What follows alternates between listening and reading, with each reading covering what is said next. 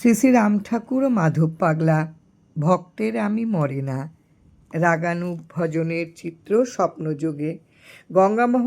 মহলের বাড়িতে থাকাকালীন একদিন স্বপ্ন দেখলাম কোনো এক নদীর ধারে আমি দাঁড়াইয়া আছি। এমন সময় জামা কাপড় পরা ঠিক আমারই অনুরূপ একটি মূর্তি যেন আমার সামনে আসিয়া দাঁড়াইল।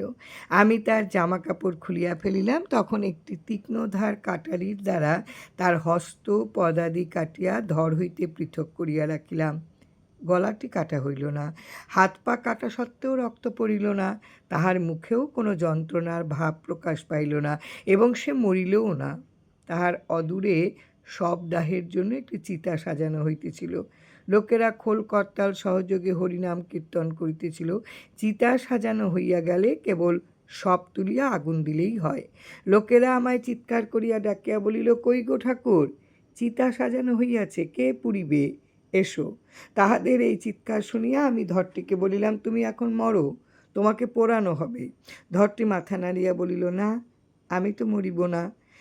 আমি বলিলাম, চিতা যখন সাজানো হইয়াছে তখন একজনকে তো পুড়িতেই হইবে, তুমি যদি না মরো তবে তো আমাকেই পুড়িতে হইবে। ধরটি হাসিয়া বলিল, না, আমি মরিব না, তবে তুমি যাইয়া চিতায় পড়ো। আমি এই কথা শুনিয়া তখন সেই ধরটির হাত পা সব জোড়া লাগাইয়া দিলাম। পূর্বের ন্যায় জামা কাপড় পরাইয়া তাহার পিঠে এবং মাথায় হাত বুলিয়া সস্নেহে বলিলাম, তবে তুমি বাঁচিয়া থাকো, আমি যাইয়া চিতায় পুরি। এই কথা বলিয়াই আমি অদূরে চিতার উপর উঠিয়া লম্বা হইয়া শুইয়া পড়িলাম। লোকেরা আমার উপর ভারী ভারী কাঠ চাপাইতে লাগিল। আমাকে ভয় দেখাইয়া বলিতে লাগলো, পাগলা, পুড়ে মরবি যে, খুব তাপ লাগবে কিন্তু। তাহাদের এই কথা শুনিয়া আমি হাসিয়া বলিলাম, না, মাধবের জন্য পুড়লে মোটেই তাপ লাগে না। আমার এই কথা শুনিয়া তাহারা আমার উপর কাঠ চাপানো শেষ করিয়া চিতায় অগ্নি সংযোগ করিল। চিতা দাও দাও করিয়া জ্বলিয়া উঠিল। তখন তারা আমাকে জিজ্ঞাসা করিল, কিরে পাগলা, এখন আগুনের তাপ গায়ে লাগছে তো?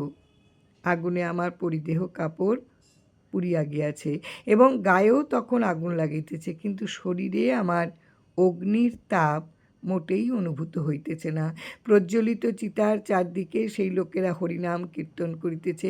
আমি তাহাদিগকে লক্ষ্য করিয়া হাসিয়া বলিলাম, কই, তাপ লাগছে না তো? দেখলি, মাধবের জন্য পুড়লে মোটেই তাপ লাগে না। চিতায় পুড়িতেছি এই অবস্থায় স্বপ্ন ভাঙিয়া গেল। তখন ভোর হইয়াছে, সমস্ত শরীর ঘর্মাক্ত এবং মনে একটু ভয়ের ভাবও লাগিয়া আছে। স্বপ্নের ঘোর কাটিয়া গেলে বিছানায় উঠিয়া বসিলাম এবং বিচার দ্বারা বুঝিতে পারিলাম ইহাই রাগানুগ ভজন বা সর্বেন্দ্রিয়ে কৃষ্ণানুশীলনের সুস্পষ্ট চিত্র। যতক্ষণ দেহে আমিত্ব বোধ থাকে ততক্ষণ এই রাগানুগ ভজন সিদ্ধ হয় না। বোধের দ্বারা দেহ হইতে পৃথক থাকিতে পারিলে, অর্থাৎ দ্বন্দ্বাতীত বা গুণাতীত হইলেই এই রাগানুগ ভজন হয় বা সর্বেন্দ্রিয়ে কৃষ্ণানুশীলন সম্ভব হয়। কারণ জীবের ত্রিতাপের কোনো প্রকার তাপই সাধককে উপরোক্ত অবস্থায় স্পর্শ করতে পারে না।